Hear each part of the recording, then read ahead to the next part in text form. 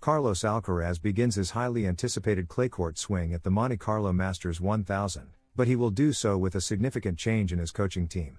Juan Carlos Ferrero, his usual coach, will not be present at the tournament, and in his place, Samuel Lopez will assume the role of coach. Carlos Alcaraz closed his American tour with mixed feelings. In Indian Wells, he reached the semifinals, but in Miami, he suffered a shocking first-round elimination at the hands of David Goffin. This defeat allowed him to take a short break before returning to train at the Ferrero Tennis Academy, where he worked with both Ferrero and Samuel Lopez to fine-tune details ahead of the clay season.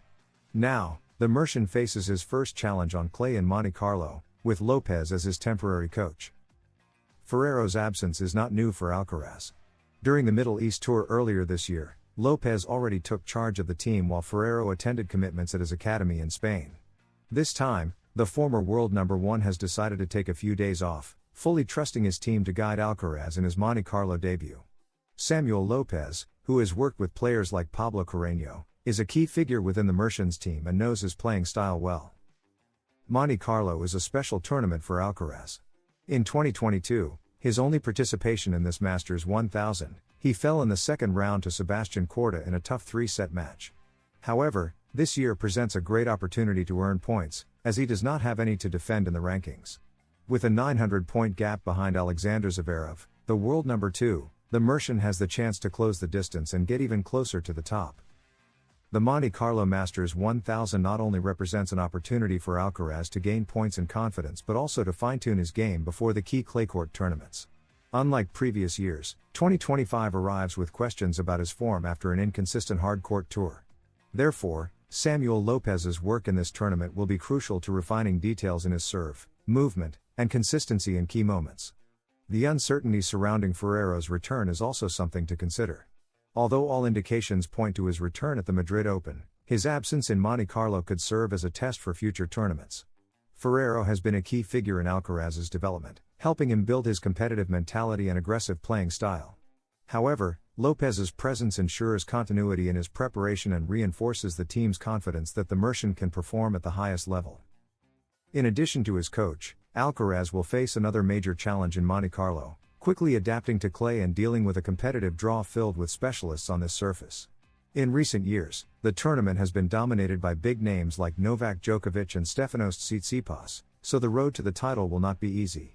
However, with his talent and adaptability, the Mercian has everything it takes to become one of the tournament's protagonists. The absence of Juan Carlos Ferrero in Monte Carlo represents a significant change in Alcaraz's team but not a concern. With Samuel Lopez at the helm, the Mercian will have the opportunity to continue evolving his game and prove that he is ready to compete for the most important titles of the clay season. Additionally, Monte Carlo is a great chance to earn points and get closer to world number 2. A serious threat to Carlos Alcaraz. Tennis is constantly evolving, and new generations are looking for their place among the best. Carlos Alcaraz and Jannik Sinner have capitalized on the last 5 Grand Slam titles, establishing themselves as the circuit's main references. However, other players are proving they can compete at the highest level. Alexander Zverev, at 27 years old, remains in the fight but without a Grand Slam title to his name. Meanwhile, young talents like Jack Draper and Holger Rune have shown that the generational shift is underway. In this context, Jakub Mensik has burst onto the scene with force at the Miami Masters 1000. At just 19 years and 6 months old, the Czech has reached the semifinals, becoming the 5th youngest player to ever reach this stage in the tournament's history. Only figures like Felix Auger-Aliassime, Rafael Nadal, Carlos Alcaraz, and Lleyton Hewitt surpass him in precocity. This milestone not only puts him on the global tennis map but also makes him a real threat to the current circuit dominators. Mensik has demonstrated impressive maturity in his game. His victory over Frenchman Arthur Fils in the quarterfinals made it clear that he is not just a prospect but a player capable of competing against the best. His combination of power, technique, and composure in key moments makes him a dangerous opponent. Additionally, with his 1.93-meter height and aggressive playing style, he possesses all the qualities needed to shine on the ATP circuit. Tennis history has shown that great champions always have to deal with the emergence of new generations. Alcaraz and Sinner have been the most prominent in recent years, but now they will have to face players like Mensik, who are seeking their place among the elite. Although he currently occupies the 54th spot in the rankings, his performance in Miami will ensure a significant rise, bringing him closer to the top 30. His progression is reminiscent of other great talents who broke into the circuit with force. In 2024, Cilic had already shown signs of his potential by reaching the final of the ATP 250 in Doha.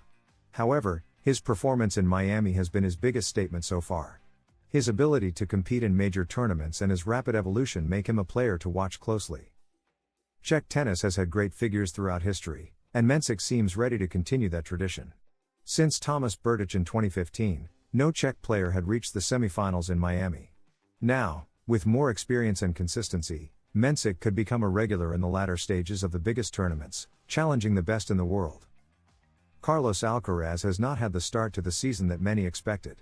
Following his elimination in Indian Wells and his shocking defeat in Miami, doubts about his performance have begun to grow. Is he going through a crisis, or is this just a bump in the road? Former tennis player Alex Corretja is clear: there is no reason to worry. With the clay season just around the corner, the Spaniard has a new opportunity to prove his true level. Could this be the turning point for Alcaraz? The beginning of 2025 has been a tough test for Carlos Alcaraz. Although he secured a title in Rotterdam, his performances in Indian Wells and Miami fell short of expectations.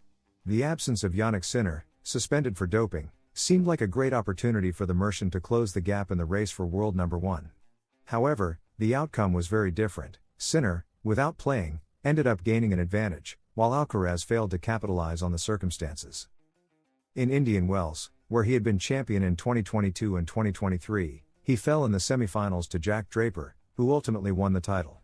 It was a tough loss, but within the realm of possibility. The real concern came in Miami, where he was eliminated in the first round by David Goffin, raising doubts about his physical and mental state. His level of play was not up to his usual standard, setting off alarm bells in the circuit. Is he going through a slump, or is this just part of his learning process? Carlos Alcaraz's unexpected elimination from the 2025 Miami Open has led to deep reflection from the young Spanish player. He admitted that he was too focused on his opponent's level rather than his own game, a mindset that Patrick Mouratoglou considers risky. However, this situation is not necessarily a sign of weakness but rather a learning experience, much like those faced by Rafael Nadal during his career. Nadal himself once admitted to losing his mental strength and even considered stepping away from tennis due to physical and psychological struggles. In 2005, he was close to quitting due to a severe foot injury and contemplated taking up golf instead. Years later, in a candid letter published in 2024, he revealed that he had taken a complete break from tennis to clear his mind after struggling with his breathing and overall performance. Despite these challenges, Nadal's ability to reinforce his mental resilience became a key factor in his legendary success. Similarly, Alcaraz must use this moment as an opportunity for growth, learning to navigate setbacks and strengthen his competitive mindset. Like Nadal, perseverance and constant effort could turn his current struggles into the foundation for future triumphs.